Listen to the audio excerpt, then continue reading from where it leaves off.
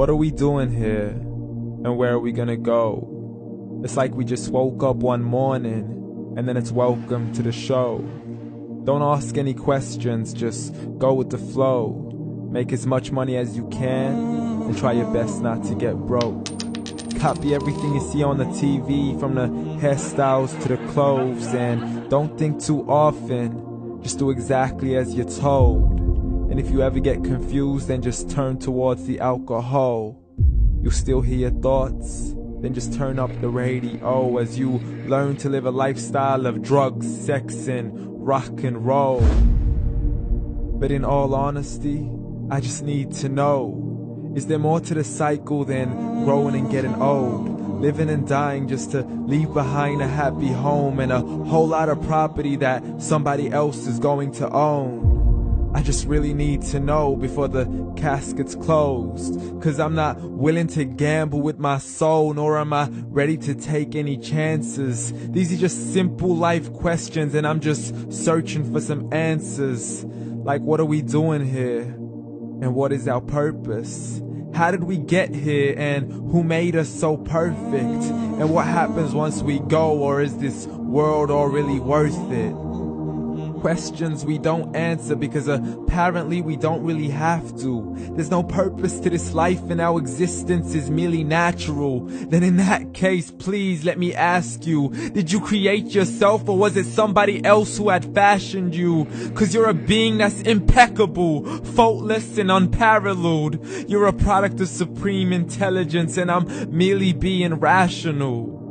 For there isn't a camera on this earth that can come close to the human eye, nor a computer that can compete alongside the human mind. And if the whole world was to come together, we wouldn't be able to create a single fly. So many signs, yet we still deny. As science tries to justify that all this could come from none, when it's a simple sum. 0 plus 0 plus 0 cannot possibly ever give you 1. So from where did all this order come? For everything has its origins, a maker, a creator of its own. I mean, the only reason you're watching this video is because somebody had to press upload. So we can believe in the Big Bang, but I'd rather believe in He who caused it to explode. Allah, the creator of everything, along with every single soul. The ever-living, the master, the only one who is in control. Unlike his creation, beyond our imagination. And no, he's not a man, nor does he have any partners in association. He's on his own. And no, he did not ever leave us alone.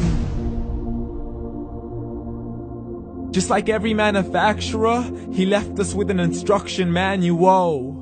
The Quran and Islam, and I'm sorry to jump to conclusions, but it's the only one possible.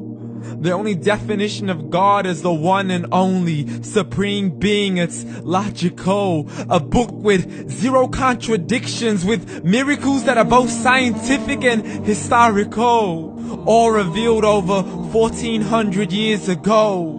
Like the detailed description of the human embryo. The descriptions of the human embryo in the Quran cannot be based on scientific knowledge in the 7th century. To the mountains as pegs holding firm the earth below, and the 2 seas that don't mix in a complete separate flow. To the planets in orbit, alternating night and day as they stay in flow. The expansion of the universe and the creation of everything from H2O. To the stories of the past and the preservation of Pharaoh. To identifying the lowest point in the land where Persia defeated Rome. The gushing fluid that created man in the glands between the ribs and the backbone. And not a word has changed, it's still the same. So please explain how all this was known over 1400 years ago.